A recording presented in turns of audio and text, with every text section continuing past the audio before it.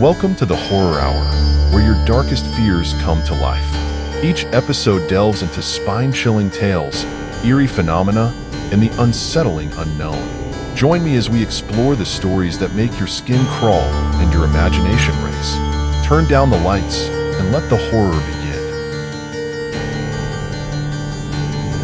Abyssal echoes. The Pacific Ocean's vast expanse was like a living abyss, dark, uncharted, and profoundly silent. Legends spoke of ancient civilizations lost beneath the waves, their ruins awaiting discovery. As the sun dipped below the horizon, the ocean's surface seemed almost to beckon those brave enough to seek its hidden secrets. Dr. Elena Rodriguez, a leading marine archaeologist, led her team into the depths of the Pacific. Her crew consisted of a seasoned diver named Jake Turner, a tech specialist named Maya Kim, and a historian named Alan Morris.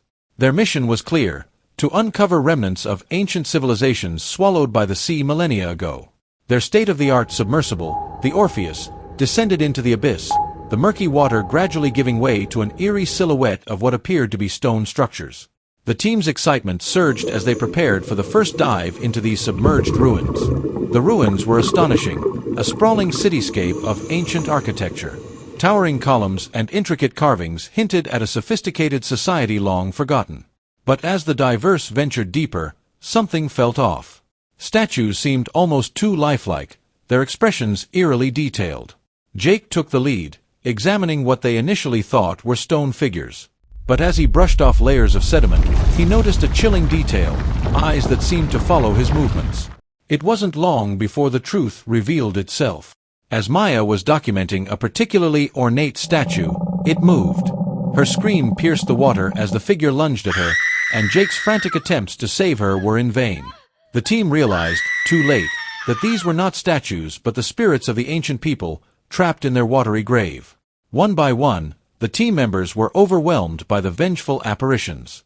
Alan, in his final moments, managed to grab a few artifacts, convinced they were the key to understanding the civilization's tragic end. But as the last of the team fell, the spirits were drawn to the surface, bound to the artifacts they had stolen. Alan's survival was a miracle, but he had to live with the consequences.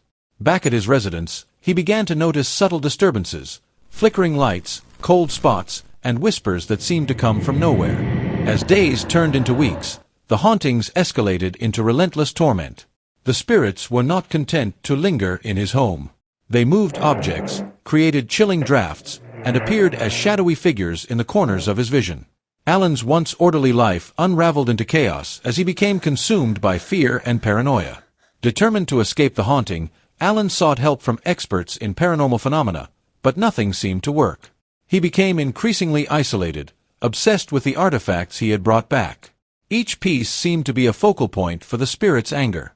The artifacts, now clearly cursed, radiated an otherworldly energy.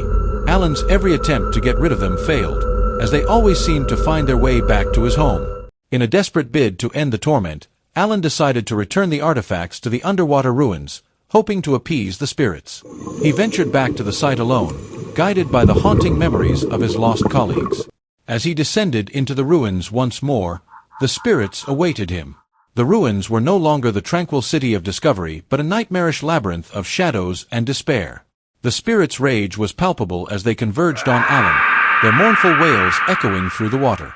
Alan placed the artifacts back where he believed they belonged, but the spirits' anger only intensified. They revealed the full extent of their curse, trapped in eternal unrest, waiting for someone to take responsibility for their fate. Alan's final moments were a harrowing blend of horror and regret as he faced the spirits' judgment. The ocean reclaimed the artifacts and the ruins, swallowing the last traces of Alan's futile efforts.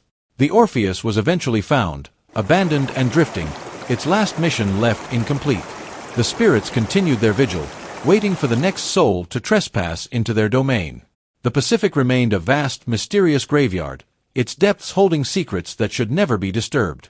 For those who sought to uncover its buried past, the cost was a haunting reminder of the ancient civilizations that time and tide had claimed.